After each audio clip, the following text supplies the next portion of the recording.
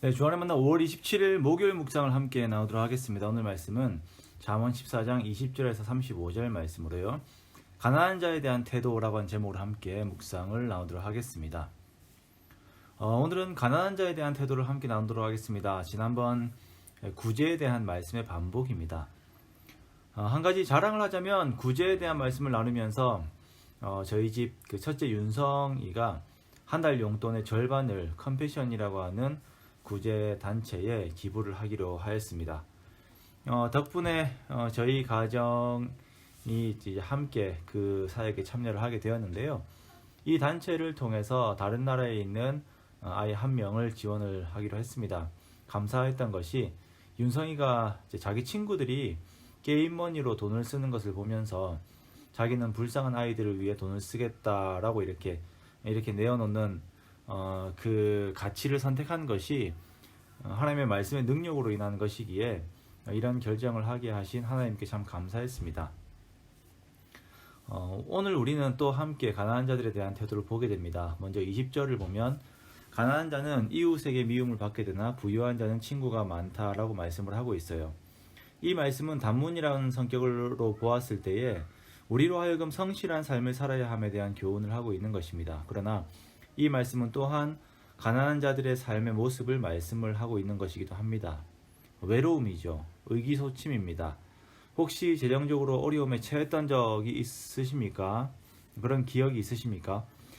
당장에 이제 약값이 없어서 병원에 가지 못하는 재정적인 어려움에 있어 보신 적이 있으십니까? 저는 아버지가 개척을 하시고 사역을 하시면서 상당히 쉽지 않은 어린 시절을 보내었습니다. 그래서 과거 이야기를 잘 하지 않습니다. 이제 가난한 사람들의 마음을 안다고 말하기는 그렇지만 그들의 상태는 잘 알아요. 이렇게 물질적인 가난은 그들의 삶 전체에 좋지 않은 영향을 끼치게 됩니다. 그리고 주님께서도 우리들의 주변에 가난한 자들은 항상 있을 것이다 라고 말씀을 하셨어요. 그렇다면 우리들에게 주어진 과제는 이들에게 어떻게 할 것인가 라고 하는 질문이겠죠. 21절 말씀에 이웃을 업신 여기는 자는 죄를 범하는 자요 빈곤한 자를 불쌍히 여기는 자는 복이 있는 자니라 라고 말씀하십니다. 먼저 우리는 이웃을 그 가난한 자를 업신 여기지 말아야 합니다. 물질이 가장 우상이 되는 시대에 살다 보니까 우리는 물질적인 것으로 다른 사람을 업신 여기는 경우들을 많이 보게 됩니다. 제가 사는 곳에서도 아파트의 브랜드로 아이들끼리 서로 이렇게 막 하대하는 경우들도 보았어요. 부모들의 영향이 그렇게 만들고 그렇게 전달된 것이죠. 사람들은 스스로의 교만의 결과로 인해서 가난한 이웃들을 멸시합니다. 그렇게 하면 자기가 높아진다라고 생각을 해요. 여러 가지 이유들을 대면서 그들에 대한 좋지 않은 태도들을 정당화하죠. 하지만 성경에서는 말씀하십니다. 빈곤한 자를 불쌍히 여기라. 빈곤한 자를 불쌍히 여기는 것. 자, 이것이 우리 모두의 아버지 되신 하나님께서 빈곤한 자를 형제로 둔 우리들에게 요구하시는 말씀입니다. 불쌍히 여기라고 하는 것은 먼저 그 마음에 그 괴로움을 함께 짊어지라는 의미죠. 그들의 고통스러운 마음을 헤아리라는 것입니다. 그리고 그들에게 필요한 물질을 나의 것을 통해서 함께 나누다라는 것입니다. 이에 대한 연장 설명과도 같은 말씀이 31절의 말씀입니다. 가난한 사람을 학대하는 자는 그를 지으신 이를 멸시하는 자요 궁핍한 사람을 불쌍히 여기는 자는 주를 공경하는 자니라 라고 말씀하세요.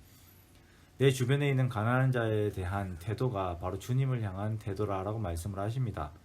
가난한 사람을 학대하는 자, 함부로 대하는 자는 그를 지으신 하나님을 멸시하는 것입니다. 그리고 반대로 궁핍한 사람을 불쌍히 여기는 사람은 하나님을 공경하는 자입니다. 그리고 이에 대해 예수님께서는 마태복음에서 심판날 양과 염소에 비유해서 더욱 구체적으로 말씀을 하시지요. 마지막 날에 주님께 대한 태도에 따라서 사람들이 양으로 염소로 나누어지게 됩니다. 예수님께서 의인들에게 말씀하세요. 너희가 내가 줄일 때 먹을 것을 주었고 내가 목마를 때 마시게 하였고 나그네 되었을 때 영접하였고 헐벗었을 때에 옷을 입혔고 병들었을 때에 돌보았고 옥에 갇혔을 때에 와서 보았다라고 말씀하시죠. 그러자 의인들이 우리가 언제 그렇게 하였습니까? 라고 묻습니다. 이에 예수님께서는 여기 내 형제 중에 지극히 작은 자 하나에게 한 것이 바로 나에게 한 것이다 라고 말씀하시면서 우리 주변에 있는 어려운 자들, 가난한 자들을 대하는 태도가 곧 주님께 대하는 태도임을 강조하셨습니다.